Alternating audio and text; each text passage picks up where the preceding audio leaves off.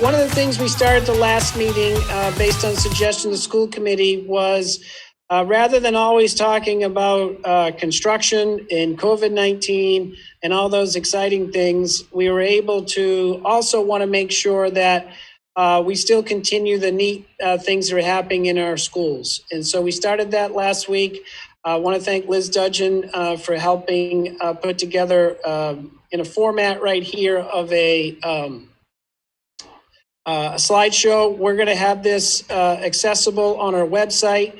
We're also working on ways to be able to get this pushed out through our app to people, similar to some of those newsletters that were done years ago, so that we can continue to kind of point these things out. Many of these things do come from individual newsletters that our schools do, but still pretty neat. So I'll start at the high school. We had our student representatives highlight a number of cool things happening there, work of our civil rights team in the spring musical, but also want to recognize that Samantha Hebert, a senior in the class of 2021, has been selected to receive the 2021 Principals Award.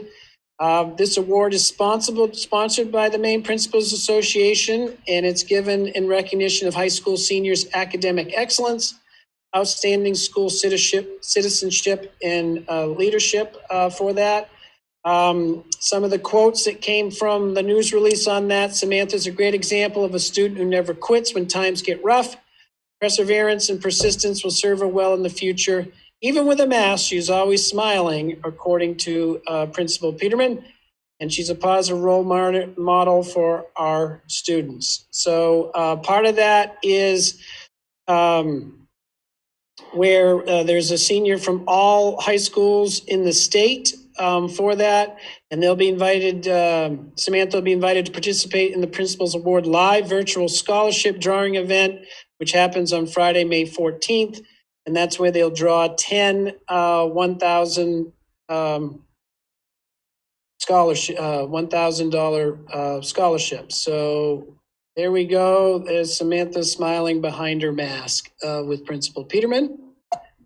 Also, high school wants to thank Project Graduation for the class of 2021. They've been coming to high school every month to provide goodies for the seniors, and it'll pick me up through these tough times for their upcoming graduation on June 9th. There's a picture. Thank you, Project Grad. And then SRTC, Bath Ironworks presented their career opportunities virtually to many of the SRTC programs in the STEM pathway back on Wednesday, March 17th. They also were able to work in a presentation from Southern Maine Community College about their 3-week paid training programs in both welding and manufacturing, which also offer a guaranteed BIW, Bath Ironworks job interview upon completion. So pretty neat there. And Skills USA at SRTC is going virtual. The state of Maine competition will be held virtually this year. It's happening this week. Students are participating from the following programs: automotive collision repair, electricity, fire science, and video production. In addition, a student will represent SRTC in the prepared speech contest as well. So we've got 15 students participating. Want to wish them luck this week. Sanford Middle School, there are a couple of amazing young ladies there on the screen at the middle school, want to make an impact on the school and bring awareness to a cause. So they came up with a great plan that the middle school is implementing. So a big shout out to Natalie and Shakira. Each student in their school is going to have an opportunity to plant a flower seed, which will germinate and grow in the new Sanford Middle School greenhouse. And this is to celebrate mental health awareness. Each class will be able to plant their flowers in various designated areas around the school next month. And growing flowers from seeds represents getting help and bringing attention to mental health to help crush the stigma. And the flowers represent strength, diversity, and resiliency. Also, this past year, each fifth grade classroom has participated in a biweekly social emotional program that has been facilitated by Bree. You see a picture of Bree here, the Animal Welfare Society's humane educator. Students have met virtually with snakes, cats, and other animals while learning about social emotional learning topics, including diversity and empathy.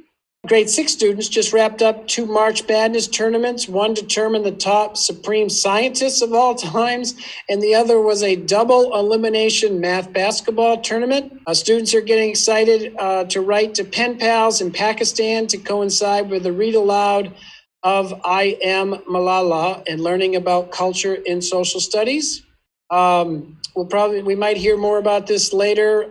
Soul Hope, the JMG, Jobs Remains Graduate Program at the middle school, partnered with Tara Pierce of Soul Hope to help Ugandans students work to create parts of denim shoes that prevent infections in the feet of villagers.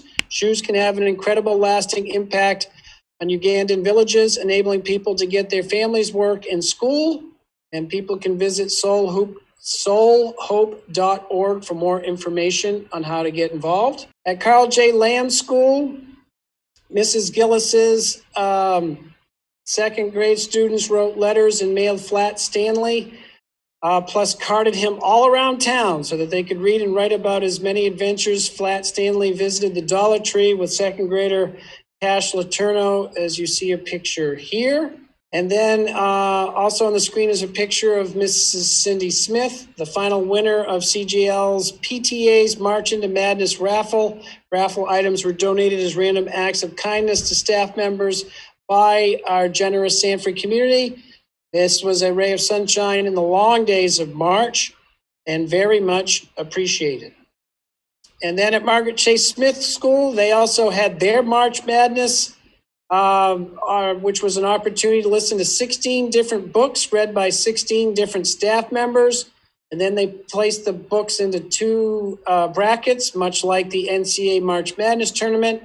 And then students got to vote for their favorite book in a head-to-head contest. And students voted each day this week until they determined a winner. And there's our winner.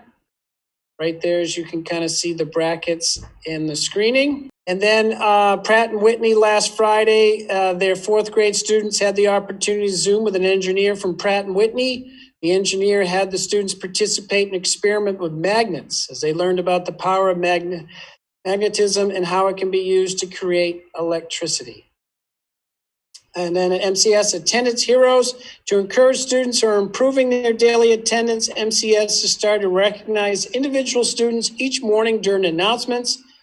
And that's an acronym. A hero is someone who is here every day, ready to learn and on time. There's a picture of some of our heroes at MCS. And then at Willard School, there's a picture of Sanford's Reed dogs, Dodger, Ori, and Willow.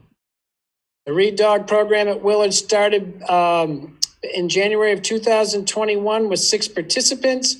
They now see 9 students throughout the day, and all participants have shown an increase in their fluency and accuracy.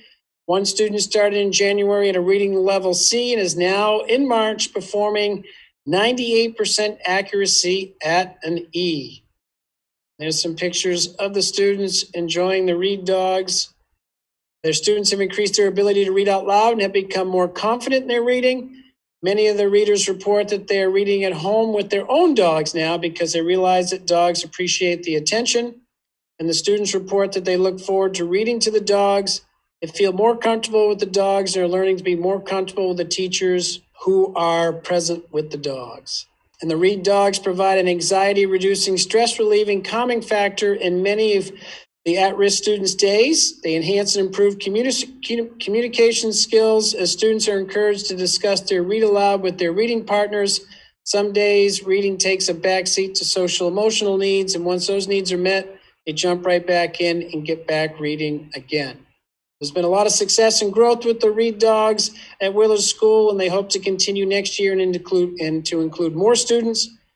COVID-19's complicated things a bit, but they're working out the kinks, and their goal is to create a functional and beneficial program that is influential to those students who are involved.